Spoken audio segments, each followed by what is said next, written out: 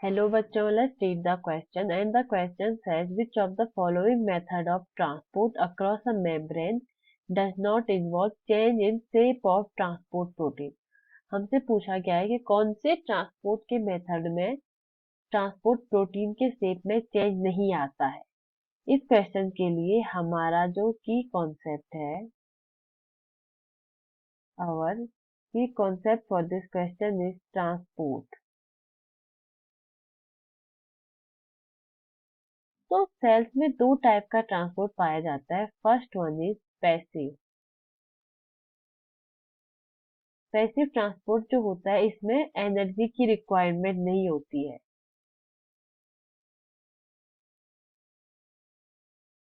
No energy required.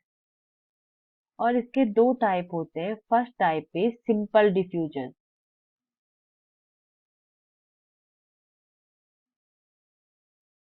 Simple diffusion. तो जो simple diffusion होता है इसमें कोई भी कैरियर प्रोटीन जरूरी नहीं होता है। इसमें जिस चीज का ट्रांसपोर्ट होना होता है वो डायरेक्टली मेम्ब्रेन को क्रॉस कर देती है with the help of osmosis osmosis process द्वारा। तो इसमें नो प्रोटीन नीडेड।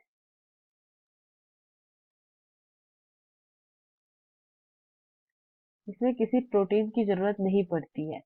और जो सेकेंड टाइप का पैसिव ट्रांसपोर्ट होता है उसे कहा जाता है facilitated diffusion.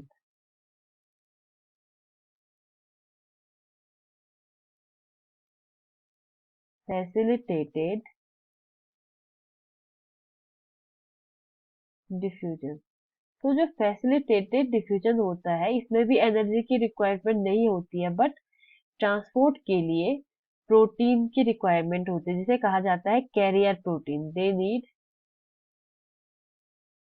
Carrier protein needed. Protein needed.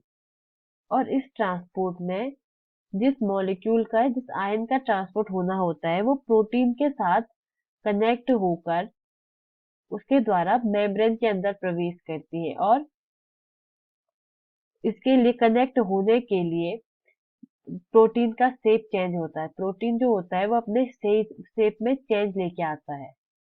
Second type of transport is active transport. Active transport ऐसा ट्रांसपोर्ट होता है जिसमें एनर्जी की रिक्वायरमेंट होती है, एटीपी की रिक्वायरमेंट होती है। एनर्जी रिक्वायर एनर्जी की रिक्वायरमेंट होती है। और ये तीन तरीकों से होता है। First one is with the help of pump. Second with the help of channel. And last one is with the help of carrier protein.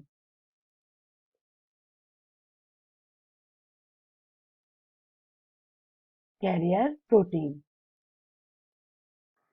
ये पंप और चैनल होते हैं, ये भी प्रोटीन के बने हुए होते हैं और ट्रांसपोर्ट के लिए इनके साइज में चेंज होता है। Let's read our option. First one is facilitated diffusion.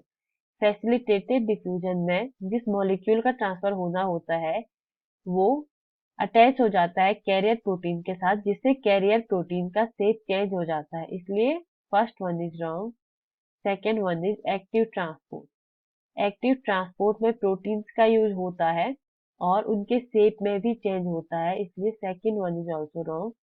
Third one is simple diffusion. तो जो सिंपल डिफ्यूजन होता है उसमें प्रोटीन इन्वॉल्व नहीं होती है। No protein involve. और अगर प्रोटीन इन्वॉल्व नहीं होगी तो शेप में चेंज नहीं आएगा। अगर वो इन्वॉल्व ही नहीं होंगी तो उनके शेप में कोई चेंज नहीं आएगा। Last one is sodium potassium pump. Sodium potassium pump एक टाइप का एक्टिव ट्रांसपोर्ट होता है। ये एक्टिव ट्रांसपोर्ट का एग्जांपल है। It is example of active transport. तो इस क्वेश्चन के लिए हमारा जो राइट आंसर होगा वो होगा option C. I hope you understand the concept. Best of luck.